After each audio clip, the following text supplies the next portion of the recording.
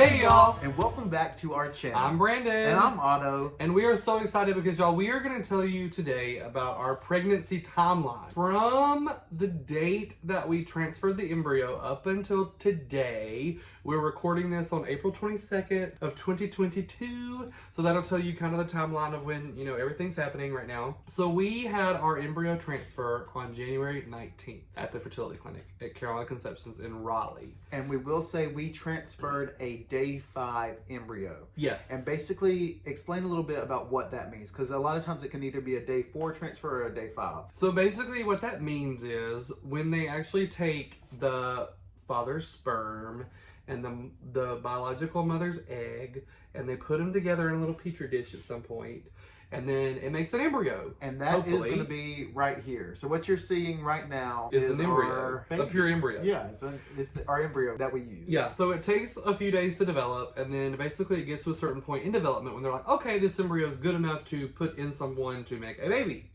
And so that's what the day 5 means. It means that this embryo that we used was fully formed, or I don't know how to put it, on day 5. Yeah. So we went in with the carrier and we got to go. Well, I actually went in the room for the embryo transfer. Due to like COVID and everything, you know, it was still going on pretty strong then, to where the IVF clinic still had a lot of like rules and regulations, so only one person was allowed to go back. Yep. So Brandon actually... I scrubbed up, y'all. I had to put on scrubs head to toe. That picture I had right a hairnet. I had lovely little feet cover, or shoe covers. I had scrubs. You were pure going into surgery. It was funny. I had to change clothes. It was crazy. And so we go in the room, and the doctor comes in, and he's talking to the carrier, and he's talking to me, and he's like, you know, blah, blah, blah. Can you verify that those are your names on that embryo on the screen? And then we go through all this stuff. He talks about, you know, how he talks with her mainly about how it's going to feel, and blah, blah, blah, blah, blah. And then he does a little test thing where he runs a thing up her vajayjay into her cervix and in her uterus. And then you can like see it on the screen. It's so wild, y'all. You can like literally see it on the screen. It's like around. And then somebody else from the back, this magical, mysterious back room brings the embryo. They present it. And the doctor's like, you know, they verify, they show you the embryo, little straw. It's literally, it's a pure straw. It is crazy. It's a straw. And he's like, just look at the names, make sure they match. I'm like, yes, it's our embryo, whatever. And then they stick it in.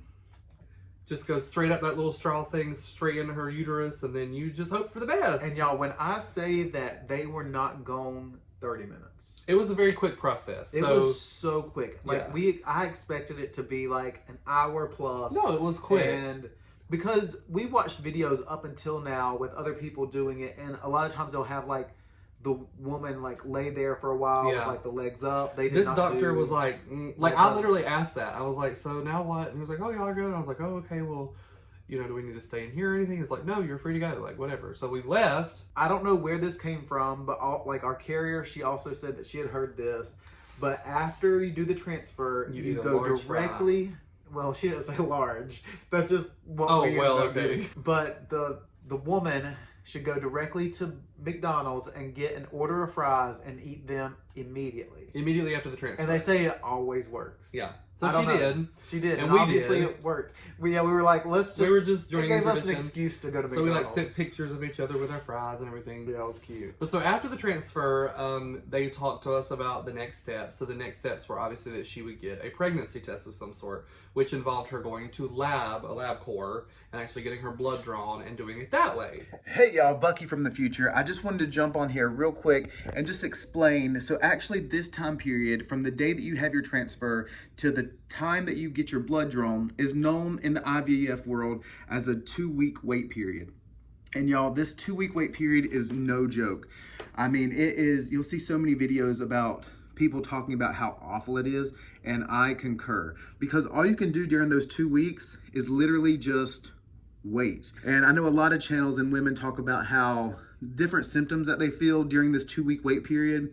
But honestly, just from talking to the doctors and just from videos that I've watched, there's no consistent rhyme or reason, no symptom that says, yes, you're pregnant, you're gonna get the big fat positive in 2 weeks, or that it didn't stick. There's no signs that just guarantee that the embryo stuck. So just the time period of waiting until we actually got to go in for blood test was just I mean, it was awful. Just my anxiety throughout the whole process was just through the roof. And this 2 weeks went by so slow, but obviously you already know what happened and everything turned out great. But yeah, so this is known as the 2-week wait period. That was scheduled for 9 days after the transfer. Now, the lady at this fertility clinic was like, absolutely by no means should you do any pregnancy tests between between the transfer date and the day that she went to get her blood drawn. And obviously, we were like, we're not going to adhere to that rule because we want to know immediately. And I think every other YouTube channel that I've watched, because y'all, I've gone down a rabbit hole. Like literally everybody. All these fertility. Rabbit hole. What'd I say? You said rabbit heel. I swear I could not talk. Like, you will not let me live my life. But anyways, I just have to teach you the right thing when you say something crazy. It has been 14 years, and exactly. I have learned now. So why do you think? Well, I still have to correct you. It's just in my nature. Anyways, so what was I even talking about? So, 9 days after. Yes. So we were supposed to wait the 9 days so she go to LabCorp. Well, obviously, we talked to her. I was talking about all the other YouTube channels. Yeah, that get tests anyway. They always test. Yeah. Like every single one. So we knew that we wanted her to take tests for beginning. Like, why not? Yeah. So we talked to her immediately after. Like, we all kind of hung out in the parking lot. We were like, so we're going to completely disregard what that lady said, right? Like, we want you to take pregnancy tests if you're cool with that. And she was like, oh, yeah, fine. Like, I guess she had already bought some, actually. Mm-hmm. So on day 5, right? It was day 6, actually. Oh, day 6, she sent us the first pregnancy test, which I think, are we going to put it on the screen? Yeah. We're putting it on the screen. So this was the first, and so you can tell it's like, it's there. You see the line. little line where the T is like very, very faint. So we're like, okay, well, that's a good sign, you know? But they also say with like the hormones and stuff that the HCG is already in your body and like the stuff that you have to take. Because the medication that the people take before they there. transfer, it like boosts all those things. So basically they say don't do it because it could be a false positive. Yeah. So basically from that day on, every morning we would wake up to her sending us like a new pregnancy test. And y'all, each day it got darker and darker. Which is a good sign. It's a good sign. Because a lot of times they were like, well, if it doesn't get darker, it could be like the false positive. Ours kept getting darker, but at the same time, we had heard stories about how that did not mean a thing. So we didn't get our hopes up at that point. Yeah. We were like, let's wait until, like, you know, yes, we're excited, but we're not going to get too excited until the actual test 9 days after. So at the 9-day point, so 9 days after the transfer, she went to LabCorp, had a test ran, and her levels came back at her HCG level was 173, which is good. To give you reference.